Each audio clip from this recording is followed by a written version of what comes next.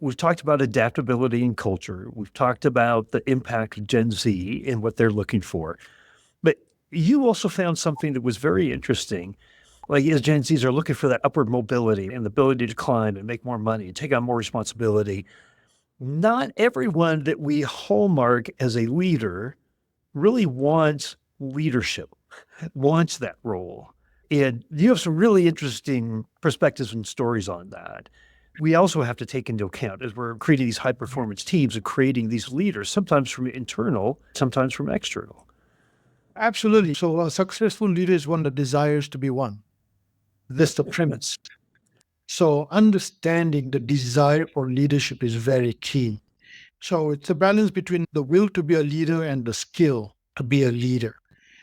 And I think the will part to be a leader was very clear, especially when we are looking at leadership development, both at Dow, Corning, and in terms of Fisher.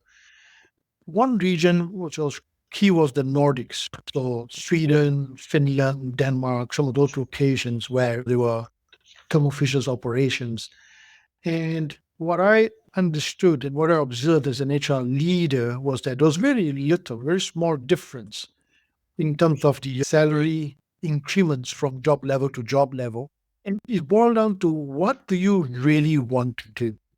So if I want to be a technologist, I want to be an engineer, you can do that and have a very successful career. You don't have to become a manager. You probably make a little bit more money. So the question is not so much about the compensation or the finance. It's more about what do you want to do? Do you want to be an individual contributor, a professional, a specialist? And keep in mind, those countries, there's a lot of value in recognizing the craft or the trade that you belong to versus management. We have this in some of our sites. If you're in an organized workforce in a union, you could have plant operators or people that are on the hourly scale, they make more than a manager. So if you want to grow your career and you are in a technical field, why you want to manage people? So it's really important for companies to understand what is the member's desire or the employee's desire to get onto a leadership path and what are the sacrifices they need to make. Because you're in the union, you're making X dollars an hour, you got overtime, and you've got a pension plan.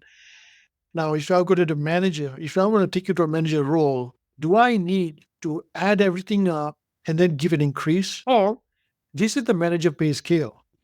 This is where you're going to start. It's going to be lower than what you currently make, but this is how you're going to grow in your career as a manager. And the compensation will come with it. What is your interest? So at Peckham Industries, we're trying to have those conversations and identify leaders that have the will to be a manager. And this is not about, I can make the same amount of money without overtime. That's not what we're trying to accomplish. And we clearly do not want to give that message to our employees that aspire to be managers. It's about a very different job. It's about getting the results through other people. It's not about you working overtime to deliver the result for yourself. They're two very different things. The manager role presents very different opportunities. And are you committed? And are those opportunities part of your passion?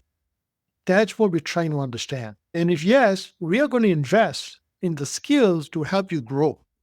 So it's very important for companies, I believe, that want to engage the post-millennial talent, Gen Z. How do you discern between your hourly workforce, your early career professionals, and who are those people that you want to put into your leadership funnel and invest and grow so that they become the managers and the executive team down the road?